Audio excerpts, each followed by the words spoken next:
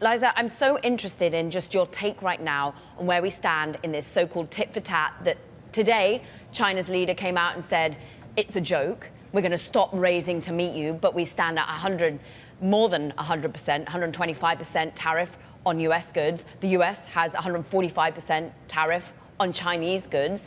Where do we go from here? Yeah, so of course, about a week and a half ago, President Trump declared a trade war on the entire world. And then over the last couple of days, it seems to have kind of slipped into an isolate China strategy. Clearly, the president is torn between his deal-making and his decoupling instincts. He's hoping for a phone call with Xi Jinping. But what we've learned really over the last 20 years of U.S.-China relations is that U.S. trade negotiators are always disappointed with what Beijing brings to the table. And I'm seeing things play out this week that remind me of when I was in the White House in 2020. And that, of course, was when President Trump got his phase one trade deal with the Chinese. And then a couple months later, he started getting seriously disappointed and blaming Xi Jinping for COVID, which, of course, tanked the global economy.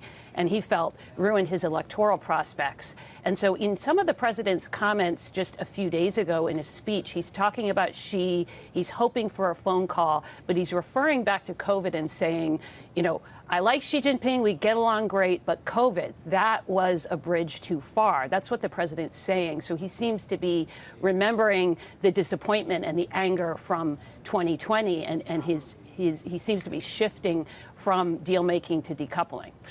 We go to you because of your depth of expertise when you've worked with the CIA, when you've done the U.S. Indo-Pacific Command analysis for them as well, Liza, not to mention what you've done over at when you were SCSP, I should call it, of course. And I'm interested, Liza, therefore, on where you go from who has the upper hand, whether TikTok's involved in this negotiation. Just take us forward as to what plays out next if we are seeing a U.S. president getting more and more triggered by what happened in 2020.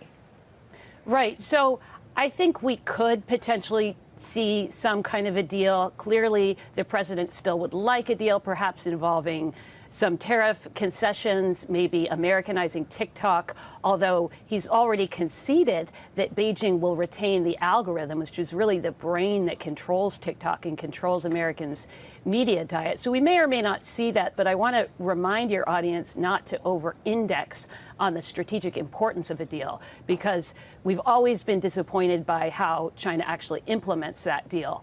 So I think if folks are looking for some kind of grand bargain that really makes some,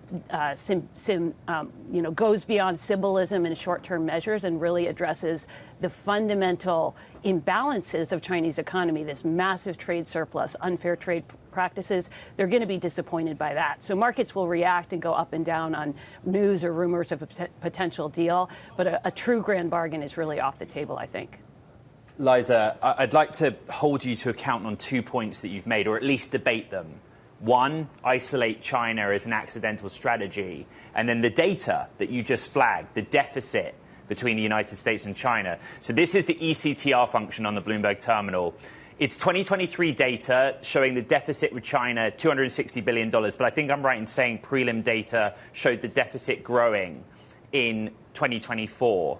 Materially, when we think about technology, what we're talking about is a country that dominates the manufacturing of most of the world's consumer electronics and other things. So forget numbers and tariffs and markets and trade. Do you see the White House ever resulting this policy in more of that stuff happening in America? The president certainly wants to, and he and his advisors are constantly talking about reindustrialization. I mean, the problem is the devil's in the details here. And it's unclear if President Trump really understands the details and the extreme intricacies of these supply chains and what it actually takes to reindustrialize. And of course, there's big structural challenges like, do we have the workforce for this? The administration talks about manufacturing jobs coming back. Well, that's great, but actually we have a shortage of skilled manufacturing workforce. And advanced manufacturing is now a knowledge industry. This is a highly skilled profession. It's more like software coding and applying AI to the factory floor.